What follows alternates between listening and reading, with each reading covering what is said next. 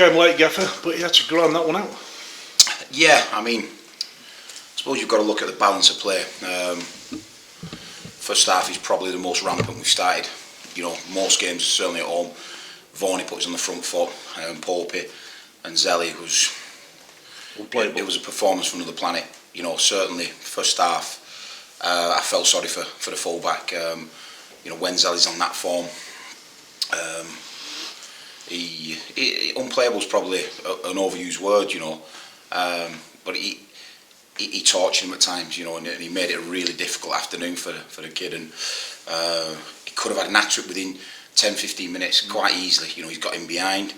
We're trying to make him threatening behind more if the team comes high against us and presses us, so he's now learning that side of it. But when he's dribbling, there's not many right-sided players that can dribble it with your left foot and execute like he does with his right foot, you know. And I want to add goals to his game, I want to add assists to his game, and the sky's the limit for the kid. But certainly it was a real front foot performance first half that deserved the 3 points. But like I said to him half time, you know, Danny Wilson, fantastic manager, and you know, he's got a team there that were never going to lie down, and no two halves are ever the same.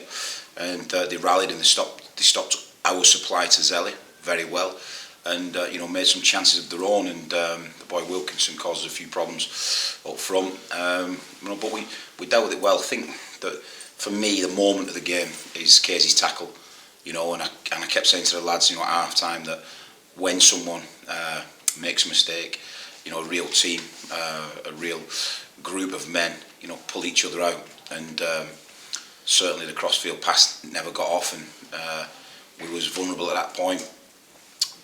And I think they'd have scored last season with that goal, but Casey's drive, determination to get back, and you know, if he gets that tackle wrong, he's himself in trouble. It was a fantastic tackle, you know, and it saved us, you know, certainly, you know, not getting beat. And then, you know, Tom Walker's delivery and Pope's header was just top class. It doesn't, you know, he invited it, but probably the best striker in the league for that sort of ball. You know, scores headed goals, always has do, always will do, and you know, he just took a second just to set himself walks when he put the ball in, and it was a fantastic execution. An execution full of respect. You know, he's respected the quality of Tom Pope, and he's hitting perfect to allow Pope to jump, but still there was still a lot of work in it, and it was just an incredible goal. You touched on Casey's challenge. It didn't just lift the players; it lifted the entire stadium, didn't it? Yeah, it did. Yeah, it did. It was rocking after that. You know, that's the loudest I've heard it. The stadium. You know, the last 15 minutes.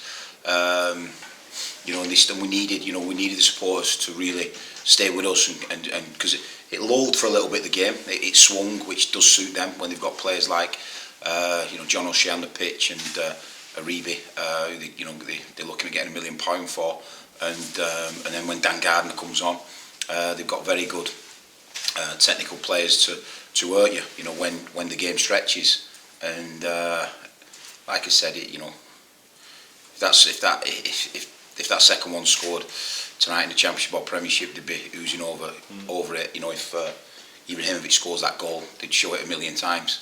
And it was just a fantastic goal for Pope.